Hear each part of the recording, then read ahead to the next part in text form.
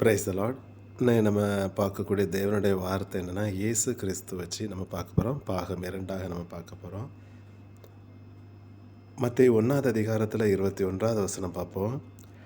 அவள் ஒரு குமாரனை பெறுவாள், அவருக்கு இயேசு என்று பெயரிடுவாயாக, ஏனெனில் அவர் தமது ஜனங்களின் பாவங்களை நீக்கி அவர்களை ரட்சிப்பார் என்றான். இப்போ இந்த வார்த்தையை பார்க்கக்கூடிய நேரத்தில் இயேசு கிறிஸ்து இரட்சகராக இந்த பூமியில் வருவார் என்று தேவனுடைய வார்த்தை அங்கே அடையாளப்படுத்தும்படியாக இருக்கிறது. அவருடைய பாவங்களை நீக்கி அவர்களை ரட்சிப்பார். ஆல்ரெடி நம்ம ரட்சிப்பு என்னன்னு நம்ம பார்த்துருக்குறோம். அப்போ இந்த வார்த்தை என்ன சொல்லுன்னா, அவருடைய பாவங்களை நீக்கி அவர்களை ரட்சிப்பார். அப்போ நம்மளுடைய பாவத்தை ஏன் அவர் நீக்க வேண்டியதாக இருக்குது பார்ப்போம். யோபு 20வது அதிகாரத்தில் 11வது வசனத்தை பார்ப்போம். அவன் எலும்புகள் அவனுடைய வால வயதின் பாவங்களினால் நிறைந்திருந்து அவனோட கூட மண்ணிலே படுத்து கொள்ளும். ஒரு மனுஷனுடைய காலம் முடியுது அப்படிங்கூடிய நேரத்தில் அவனுக்கு உள் இருக்கக்கூடிய, அதாவது அவன் சரீரமானது இந்த உலகத்துக்கு உடல் தொடர்புடையதாக புறம்பான மனுஷன், உள்ளார்ந்த மனுஷன். அப்போ இந்த சரீரம் பாவம் செய்ய செய்ய உள்ளார்ந்த மனுஷனுக்கு மேலே பாவம் ஏறிக்கொண்டே இருக்கிறது. அதான் தேவன் சொல்லக்கூடிய இடத்துல பழைய ஏற்பாட்டு காலத்தில் உங்கள் ஆத்மாவிற்காக லேவியராகமத்தில் நம்ம பார்த்துருக்குறோம். உங்கள் ஆத்மாவிற்காக பாவ நிவிர்த்தி செய்கிறது இரத்தமே. அந்த இரத்தத்தை தேவன் ஜீவனாக அடையாளப்படுத்தியிருக்கிறார்.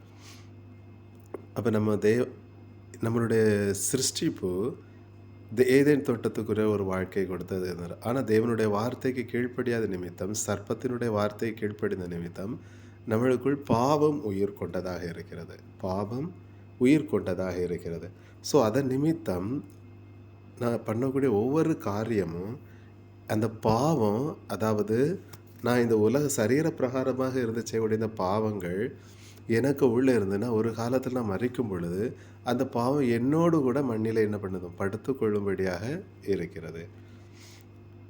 இந்த மனுஷனை தேவன் ரட்சிக்கும்படியாக அவருடைய குமாரனை அனுப்பினார். அப்போ ஆண்டவரை ஏற்றுக்கொள்ளும் பொழுது, ஆண்டவரை ஏற்றுக்கொள்ளாதவருடைய தன்மை அவர்கள் பாவத்திலே இருந்து பாவத்திலே மறிக்கும்படியாக இருக்குது. அவர்களோடு கூட அவர்களுடைய பாவங்கள் அங்கு மண்ணிலே படுத்தும்.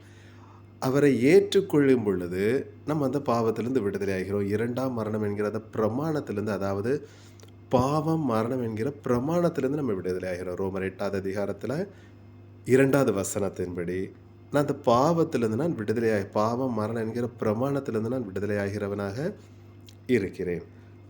வசனத்துக்கு போவோம் நம்ம நேரே. கர்த்தருடைய நாமம் மகிமைப்படுவதாக. ஓகே, என்ன வசனம் நம்ம பார்க்க போகிறோம்னா, இந்த இயேசு கிறிஸ்துவை பற்றி நான் ஏன் அறிய வேண்டியதாக இருக்குது, அவரை பற்றி அறியறதுனால எனக்கு என்னது கிடைக்குது அப்போ என்கிற அந்த தன்மை நம்ம அறியும் பொழுது பார்ப்போம். 2 பேதுரு 2வது அதிகாரத்தில் 20வது வசனத்தை பார்ப்போம். கர்த்தரும் இரட்சகருமாய் இருக்கிற இயேசு கிறிஸ்துவை அறிகிற அறிவினாலே உலகத்தின் அசுத்தங்களுக்கு தப்பினவர்கள் மறுபடியும் அவைகளில் சிக்குண்டு ஜெயிக்கப்பட்டால் அவர்களுடைய பின்னிலைமை முன்னிலைமையிலும் கேடு உள்ளதாக இருக்கும். தேவனுடைய வார்த்தைங்க அடையாளப்படுத்தக்கூடியது கர்த்தரும் இரட்சகருமாக இருக்கிற இயேசு கிறிஸ்துவை அறிகிற அறிவினாலே. அவரை பற்றி அறியறதுனால இந்த பாவ உலகத்திலேருந்து எனக்கு என்னதாகுது, விடுதலை வருது. அப்போ இயேசு கிறிஸ்துவை பற்றி நான் ஒரு நம்மளுக்கு ஒரு சந்தேகம் வரும். ஏன் நம்ம அவரை அறிய வேண்டியதாக இருக்கிறது, அவரை அறியறதுனால என்னது கிடைக்குது, அந்த நாமத்தை அறியறதுனால எனக்கு என்ன கிடைக்குது. ஒரு சாட்சியம் முன்னாடி சொல்லுவாங்க. என்னென்னா, வேலை செய்துட்ருக்குறாங்க, 2-3 பில்டிங்கு மேலே வேலை செய்துட்டு இருக்கும் பொழுது கூலி வேலை செய்துட்ருக்குறாங்க. அங்கே சாரத்துலன்னு வேலை செய்துகிட்டே இருக்கிறாங்க. ஆப்போசிட் பில்டிங்கில் கொஞ்சம் ஒர்க் பண்ணிகிட்ருக்குறாங்க, எதிர்த்த பில்டிங்கில் கொஞ்சம் ஒர்க் பண்ணிகிட்ருக்குறாங்க. ஸோ திடீர்னு ஒரு குரூப் வேலை செய்யும் பொழுது 4-5 பேர் இருக்கும்பொழுது நின்ன சாரம் முறிஞ்சு கீழே விழுது. ஆப்போசிட்டில் இருக்கிற பில்டிங்கில் பார்த்துக்கிட்டே இருக்கிறாங்க. அதில் ஒரே ஒரு ஆள், எல்லோரும் எப்படி தலை குத்துற கீழே வந்துக்கிட்டே இருக்கிறாங்க. பெரிய அரௌண்ட் 22-25 அந்த நம்பர் ஆஃப் பில்டிங்ஸ் இருந்தது. அதில் என்னென்னா, மேலே இருந்து கீழே விழும் பொழுது எல்லோரும் தலைகீழ வந்து அதில் ஒரே ஒரு ஆள் மட்டும் இயேசுவே என்று கூப்பிட்டாங்க. அந்த இயேசுவே என்று கூப்பிட்டது நிமித்தம் அந்த ஒரு ஆளுக்கு மட்டும் அடி எதுவுமே படாமல் அவர் நேரே கீழே வந்து என்னதான் அந்த கர்த்தருடைய நாமத்திற்குரிய மகிமை அப்படி இருக்குது. ஏன்னா அவரை வேண்டியதாக இருக்குது. அவள் எல்லாரும் அடிபட்டாங்க, அதில் ஒரே ஒரு நபரை மட்டும்தான் தப்பித்திருக்கிறார். காரணம் அந்த இயேசு என்கிற நாமம். அப்போ ஏன் நான் அவர் அறிய வேண்டியதாக இருக்குது? அவர் அறியறதுனால எனக்கு என்னது கிடைக்குது? அதான் ஆண்டவர் சில உதடுகளின் கனியாகிய ஸ்தோத்திர பலி இடுகிறவன் என்னை மகிமைப்படுத்துகிறான். அப்போ நம்ம நாவில இருந்து வரக்கூடிய அந்த வார்த்தை, அதாவது நம்ம ஸ்தோத்திரம், ஸ்தோத்திரம் என்று சொல்ல சொல்ல தேவனுக்கு மகிமை தேவனுக்கு தேவனுடைய அதாவது தேவனை மகிமைப்படுத்திக் கொண்டே இருக்கிறோம். காரணம் சங்கீதம் 50வது அதிகாரத்தில கடைசி வசனத்தில தேவன் "ஸ்தோத்திர பலியிடுகிறவன் என்னை மகிமைப்படுத்துகிறான்." அந்த ஸ்தோத்திரம், ஸ்தோத்திரம் என்கிற அந்த தேவனுடைய அதாவது ஸ்தோத்திரம், ஸ்தோத்திரம் என்று சொல்லக்கூடிய அந்த வார்த்தை தேவனை மகிமைப்படுத்தக்கூடியதா இருக்குது. தேவனை ஒரு அவருடைய நம்மளுக்கு மேல ஒரு இரக்கத்தை காட்டும்படியாக இருக்குது. அப்படிப்பட்ட ஒரு வல்லமை உள்ளதான ஸ்தோத்திரம் என்கிற அந்த வார்த்தை. அப்ப தேவனுக்கு இந்த ஸ்தோத்திரம் என்கிற வார்த்தை நம்ம சொல்லும்பொழுது, தேவனுக்கு ஒரு பிடித்தமான வார்த்தையாகுது. அது தேவனுக்கு தூபத்துக்கு சமமாக இருக்குது. அப்ப நம்ம பழைய ஏற்பாட்டு காலத்துல அவங்க தூபத்த போட்டாங்க. நம்ம இருக்கிறது கிருபையினுடைய காலம். நம்ம கிருபையினுடைய காலத்துல இருக்கிற நம்ம ஒண்ணுமே வேண்டாம். ஸ்தோத்திரம் என்கிற தேவனுடைய அந்த வார்த்தையை நம்ம சொல்லும் பொழுது, அது தேவனுக்கு சுகந்த வாசனையாக தேவன் முகர்ந்து இருக்கிறார். அப்போ இந்த இயேசு கிறிஸ்து, அதாவது இயேசு என்கிற நாமத்தை நான் அறியும் பொழுது, எனக்கு இந்த பாவ உலகத்திலிருந்து விடுதலை ஆகுது. அப்போ இயேசு கிறிஸ்துவ பற்றி நான் ஏன் அறிய வேண்டியதா இருக்குது? இயேசு கிறிஸ்துவ பற்றி அறியும் பொழுது, எனக்கு இந்த பாவ உலகத்தை, அதாவது 2 பேதுரு 3வது அதிகாரத்துல 2 பேதுரு 2வது அதிகாரத்தில 20வது வசனம் நம்மளுக்கு சொல்லுது. கர்த்தரும் இரட்சகருமாய் இருக்கிற இயேசு கிறிஸ்துவை அறிகிற அறிவினாலே உலகத்தின் அசுத்தங்களுக்கு தப்பினவர்கள் மறுபடியும் அவைகளில் சிக்குண்டு ஜெயிக்கப்பட்டால் அவர்களுடைய பின்னிலைமை முன்னிலைமையிலும் அதிக கேடுள்ளதாக இருக்கும். அப்போ ஆண்டவரை அறியறது நிமித்தம் எனக்கு இந்த பாவ உலகத்திலிருந்து நான் விடுதலையாகி நான் முன்னேறி கொண்டே போகிறேன். அப்படிப்பட்ட ஒரு தன்மையாக அங்கே தேவன் நம்மளுக்கு வைத்திருக்கிறார். அப்போ அவரை பற்றி அறியறதுனால காரியம் நம்மளுக்கு அவரை பற்றி அறியறதுனால எனக்கு இந்த பாவ உலகத்திலிருந்து விடுதலை ஆகுது. அப்போ இந்த பாவ உலகத்திலிருந்து எனக்கு விடுதலை ஆகணும் அப்படின்னு நான் யார் அறிய வேண்டியதாக இருக்குது? தேவனுடைய குமாரனை பற்றியுள்ள அறிவு எனக்கு வர வேண்டியது இருக்குது. அப்போ அவரை பற்றியுள்ள அறிவு எனக்கு எதை கொண்டு நித்திய ஜீவனை கொண்டு வரும்படியாக இருக்குது. இன்றைக்கி அந்த வசனத்தை வச்சு நம்ம தியானிக்க போகிறோம். கர்த்தருடைய நாம மகிமைப்படட்டும். அந்த வசனத்தை வச்சு நம்ம என்ன பண்ண போகிறோம்? நம்ம தியானத்துக்கு கொண்டு வர போகிறோம். நம்ம என்னுடைய பிரயாசம் நம்ம எங்கே போய்கிட்டு இருக்கிறோங்கிற ஒரு அறிவு நம்மளுக்கு வர வேண்டியதாக இருக்குது. வெளிப்பாடு 12வது அதிகாரத்தில் 14வது வசனத்தை நம்ம பார்க்கும் பொழுது, ஸ்திரீயானவள் அந்த பாம்பின் முகத்திற்கு விலகி ஒரு காலங்களும் அரை காலமுமாக போஷிக்கப்படத்தக்கதாய் வனாந்தரத்தில் உள்ள தன்னுடைய இடத்திற்கு பறந்து போகும்படி பெருங்கழுகின் 2 சிறைகள் அவளுக்கு கொடுத்திருக்கிறார். தேவன் அவளுக்கு கொடுக்க. அப்போ தேவன் அவருடைய ஸ்திரீயாகிய சபை, அவருடைய மணவாட்டியாகிய சபைக்கு 2 சிறைகளை கொடுத்திருக்கிறார். அந்த சிறைகளை ஏன் தேவன் கொடுத்திருக்கிறார் அப்படின்னு பார்க்கக்கூடிய நேரத்தில் நம்ம எங்கே போக வேண்டியதுன்னா, கொல்கொதா மேட்டுக்கு நம்ம போக வேண்டியது. அதை தாண்டி நம்ம எங்கே போடியதுன்னு தோட்டம். அப்போ இந்த கொல்கொதா மேட்டுக்கு நம்ம போகணும்னா நம்மளுக்கு பரிசுத்த ஆவி என்கிற அந்த 2 இயேசு கிறிஸ்து என்கிற 2 சிறைகள், அதாவது பரிசுத்த ஆவி என்கிற 2 சிறைகள் நம்மளுக்கு என்னதான் வர வேண்டிய. அப்போ தான் நம்ம எங்கே பறந்து போக முடியாது கொல்கொதா மேடுக்கு. அங்கே யார் தொங்கி போட்டிருக்குது? இயேசு கிறிஸ்து நம்மளுக்கு அடிக்கப்பட்டு அங்கே சிலுவையில் தொங்கி இருக்கிறாரு. அந்த இடத்துக்கு நான் போகணும்னா எனக்கு பெருங்கழுகின் 2 சிறை. அப்போ என்னுடைய பிரயாசம் எப்படிப்பட்ட பிரயாசமாக இருக்குது? நான் அந்த இடத்துக்கு நான் போக வேண்டியது, கொல்கொதா மேட்டுக்கு நான் என்ன பண்ண வேண்டியது? போக வேண்டியதாக இருக்குது. அந்த இடத்துக்கு நான் போகணும்னா எனக்கு 2 சிறைகள் தேவன் வைத்திருக்கிறார். அந்த சிறைகள் அந்த 2 சிறைகளை நான் பெற்றுக்கொள்ள வேண்டியதாக இருக்கிறது. அப்போ என்னுடைய பிரயாசம் ஒரு ஸ்திரீயாகிய சபை, ஒரு மணவாட்டியாகிய சபை, கர்த்தருடைய மணவாட்டியாகிய சபை இந்த பூமியில் இருக்குது. அப்படிங்கிற இடத்துல அந்த கொல்கொதா மேட்டுக்கு போகணும்னா அந்த ஸ்திரீயாகிய சபை பரிசுத்த ஆவியினுடைய அபிஷேகத்தை கேட்டு பெற்று கொள்ள வேண்டியதாக இருக்குது. காரணம் அப்போ தான் நம்ம எங்கே தாண்டி போக முடியாது? கொல்கொதா மேட்டை நம்ம தாண்டி போக முடியும். கர்த்தருடைய நாம மகிமைப்படட்டு. நம்ம தேவனுடைய வார்த்தையை நம்ம தியானிக்கும் பொழுது இயேசு கிறிஸ்துவை பற்றி நம்ம பார்க்க போகிறோம். ஒரு வசனத்தை பார்ப்போம். 1 யோவான் 1வது அதிகாரத்தில் 6வது வசனத்தை பார்ப்போம். நாம் அவரோட ஐக்கியப்பட்டவர்கள் என்று சொல்லியும் இருளிலே நடக்கிறவர்களாக இருந்தால் சத்தியத்தின்படி நடவாமல் பொய் சொல்லுகிறவர்களாக இருப்போம். ஐக்கியம் உள்ளவர்களாக வேண்டும் என்பதே. நம்ம யாரோடு? பிதாவாகிய தேவனோடு நம்ம ஐக்கியம் இல்லாமல் ஏதேன் தோட்டத்திலிருந்து வெளியில் வந்துட்டோம். அப்போ இதை தேவன் நம்மளை ஐக்கியப்படுத்த பார்க்குறாரு. அது குமாரனுடைய பலியில் நம்மை இணைத்து அவரோடு கூட ஐக்கியப்படுத்துகிறார். இதில் இருக்கக்கூடிய ரகசியங்கள் நம்ம பார்ப்போம். இயேசு கிறிஸ்து நம்ம பார்த்துருக்குறோம். இயேசு கிறிஸ்துவ பற்றி அறியறதுனால எனக்கு நித்திய ஜீவன் கிடைக்குது. அதாவது பாவ உலகத்திலேருந்து எனக்கு விடுதலை கிடைக்குது. First of all, we should know what Jesus Christ has done for us. Then only we can leave the sin.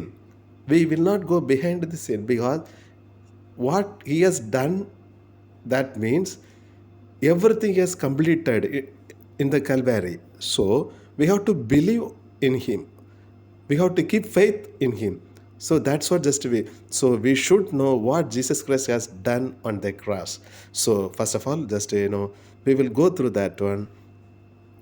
So இயேசு கிறிஸ்து தன்னை நானே நானே என்று அடையாளப்படுத்துகிறார். அந்த இடங்கள் என்பது பற்றி அறிவோம். காரணம், அவரில் எல்லாம் பூரணமாக இருக்கிறது. So we should know about him. So அவரை அறிகிற பொழுது தான், ஸோ அவரை பற்றியுள்ள தாகம் எனக்கு நித்திய ஜீவனை கொண்டு வர வேண்டியதாக இருக்குது. ஸோ அவரை பற்றி நான் அறிய வேண்டியது. ஏன் நான் அவரை பற்றி ஏன் தேவனுடைய குமாரனை பற்றி நான் அறிய வேண்டியதாக இருக்கிறேங்கிற தன்மை நம்ம அறியும் பொழுது எல்லாமே அவரில் நிறைவேறி இருக்கிறது, எல்லாமே அவரில் பூரணமாக இருக்கிறது. So we should know about him. That's what. So first of all we will go யோவான் 6வது அதிகாரத்தில் 35வது வசனத்தை நம்ம பார்ப்போம். இயேசு அவர்களை நோக்கி, ஜீவ அப்பம் நானே, என்னிடத்தில் வருகிறவன் ஒரு காலம் பசியடையான், என்னிடத்தில் விசுவாசமாக இருக்கிறவன் ஒரு காலம் தாகமடையான். So what the Jesus Christ is telling, ஜீவ அப்பம் நானே. ஸோ தேவன் அடையாளப்படுத்தக்கூடியது தன்னை நானே என்று அடையாளப்படுத்து, ஜீவ அப்பமாக தன்னை நானே. ஸோ அவர்கிட்ட போயாச்சுன்னா பசிங்கிறது கிடையாது, தாகம்ங்கிறது கிடையாது. ஸோ அவர்கிட்ட போக வேண்டியதாக இருக்கிறது. அப்போ இதில் நம்ம பார்க்கக்கூடிய ஜீவ அப்பமாக தன்னை அடையாளப்படுத்துகிறார். அதே ஜான் 8:12 வெர்ஸ் பார்ப்போம். நம்ம மறுபடியும் இயேசு ஜனங்களை நோக்கி, நான் உலகத்திற்கு ஒளியாயிருக்கிறேன், நான் உலகத்திற்கு ஒளியாயிருக்கிறேன், என்னை பின்பற்றுகிறவன் இருளிலே நடவாமல் ஜீவ ஒளி அடைந்திருப்பான் என்றார்.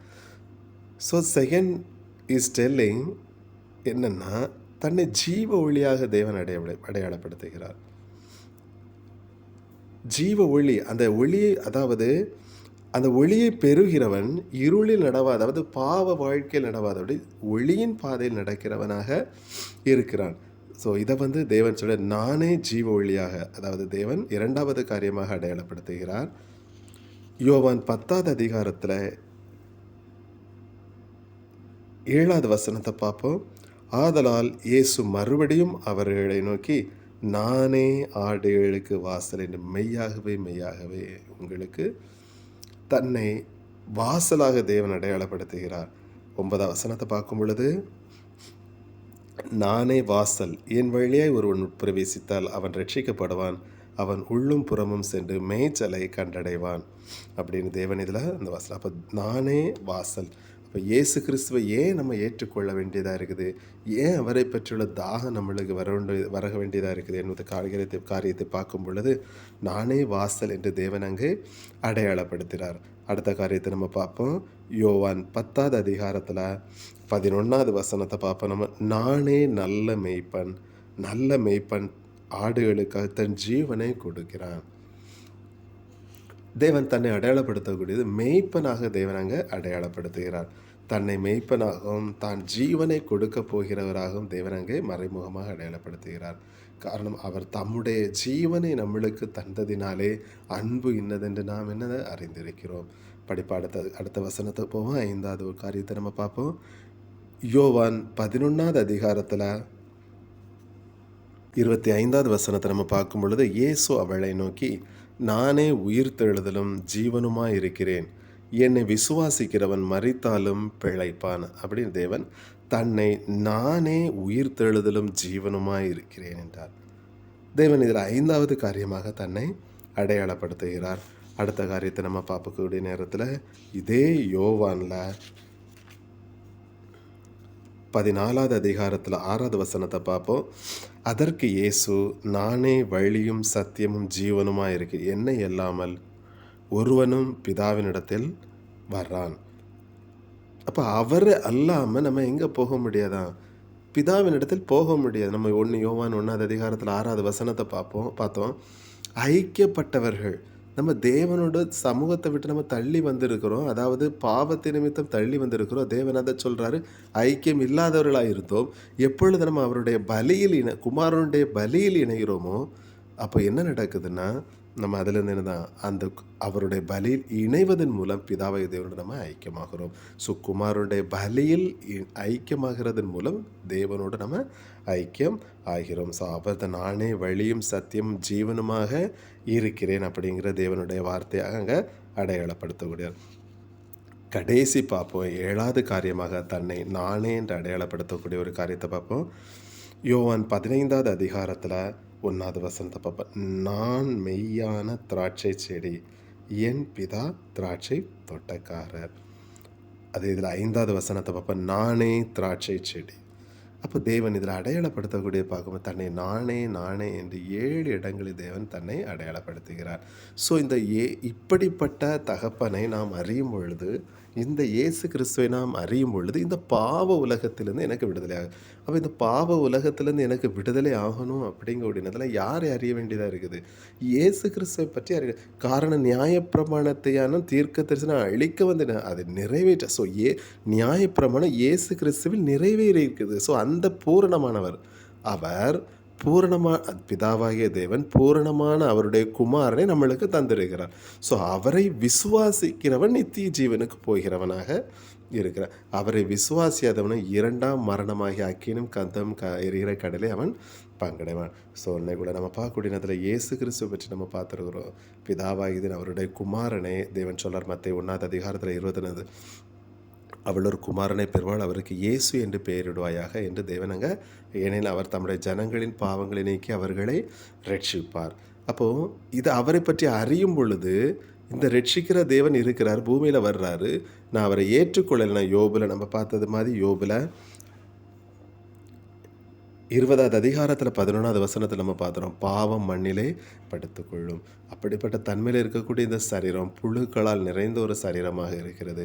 இந்த புழுக்களால் நிறைந்திருக்கிற இந்த சரீரத்தை நான் என்ன பண்ண வேண்டியிருக்குதுன்னா, அதாவது மகிமை அடைய செய்ய வேண்டியதாக இருக்குது. மகிமை அடைய செய்தேன்னா நான் இப்போ நித்திய ஜீவன் இருக்குது என்று நான் உயிர் தெழுந்து பரலோகத்துக்கு போய், ஒருவேளை நான் மகிமையடை செய்யலை, நான் பாவத்தோடு வாழ்ந்து பாவத்தோடு மறிக்கிறேன் அப்படிங்கிற இடத்துல நான் எனக்கு பாவம் எங்கே போகாது, எங்கேயுமே போகாது. என்னுடைய பாவம் என்னோடு கூட படுத்துக்கொள்ளும். கடைசி நேரத்தில் புதிய எருசலேம் இறங்கி வர்றதுக்கு முன்னாடி அங்கே ஒரு நியாய தீர்ப்பை தேவனை தருகிறாரு. அந்த நியாய தீர்ப்பில் நான் நிற்க வேண்டியதாக இருக்குதோ, அந்த நியாய தீர்ப்பை நிமித்தம் நான் எங்கே போவேன்? இப்படிப்பட்ட பாவத்தை நான் 2ஆம் மரணத்துக்கு நான் எங்கே போகும்படியாக இருக்குது. அப்போ எப்படிப்பட்ட ஒரு பரிசுத்த வாழ்க்கை நம்மளுக்குள்ள ஜீவிதம் வேணும்? ஒரு பாவ வாழ்க்கை வேணுமா, ஒரு பரிசுத்த வாழ்க்கை வேணுமா? அப்போ பாவ வாழ்க்கை நரகத்துக்கு போகக்கூடியது, பரிசுத்த வாழ்க்கை நித்திய ஜீவனுக்கு என்னை நடத்திட்டு போகக்கூடியது, நித்திய ஜீவனுக்கு என்னை நடத்திட்டு கொண்டு போகக்கூடியதாக இருக்கிறது. அப்போ அவரை பற்றியுள்ள தாகம், அப்போ ஆண்டவர் சொல்கிறாரு, ஆத்ம தாகம் எனக்குள்ளால் வர வேண்டியிருக்குது. ஆத்ம தாகம், என்னுடைய உள்ளார்ந்த மனுஷனில் என்னோட பலம் வேண்டும், என்னுடைய உள்ளார்ந்த மனுஷன் பலப்பட வேண்டியிருக்குது. ஸோ அந்த பலம் எப்படி வருதுன்னா, இயேசு கிறிஸ்துவை பற்றி அறிகிற அந்த காரியத்தில் தான் என்னுடைய தாகம் தீர்க்கப்படுது. அப்போ அவரை பற்றியுள்ள அறிவு எனக்குள்ளால் பூரண அடைய வேண்டியது இருக்குது. அவரை பற்றியுள்ள அறிவு எனக்கு இந்த உலகத்துக்கு அடுத்தது மாமிசத்துக்கு அடுத்து விடுதலையாக என்னை கொண்டு செல்லும்படியாக இருக்குது. நான் கொல்கோதாமேட்டை நான் தாண்டி போகும்படியாக இருக்குது. காரணம், என்னுடைய தகப்பன் என்னோடு கூட இருந்து நடத்துகிறார். நான் உங்களை திக்கற்றவர்களாக விடேன் என்று சொல்லியிருக்கிறார். அப்படிப்பட்ட தேவன் நம்மளுக்குள்ளால் அந்த வாசம் பண்ணும்படியாக இருக்குது. இன்னும் வரக்கூடிய காரியங்கள், இன்னும் வரக்கூடிய நாட்கள் நம்ம இயேசு கிறிஸ்துவை பற்றி அறியலாம். காரணம், இயேசு கிறிஸ்துவை பற்றி அறிவது மிக முக்கியமான ஒரு காரணங்கள். அவரை பற்றி அறியாமல் இந்த பாவ உலகத்திலிருந்து நம்மளுக்கு விடுதலை கிடையாது. அவரை பற்றியுள்ள அறிவு காரணம், இயேசு என்கிற நாமத்தை உதடுகளில், அதாவது அவரை பற்றியுள்ள அவருடைய நாமத்தை உதடுகளின் கனிகளால் நம்ம என்ன ஸ்தோத்திரம் என்கிற வார்த்தை நிமித்தம் அவரை மகிமைப்படுத்தி கொண்டே இருக்க வேண்டியதாக. இதுதான் தேவனுக்கு பிடித்த சுகந்த வாசனை. ஏன்னா தூபத்திற்கு சமமான ஸ்தோத்திர பலி. அப்படி மகிமைப்படுத்துகிறேன், அவரை மகிமைப்படுத்தி கொண்டே இருக்கிறான். கர்த்தருடைய நாம மகிமைப்படுவதாக. அல்லேலூயா. Glory to God.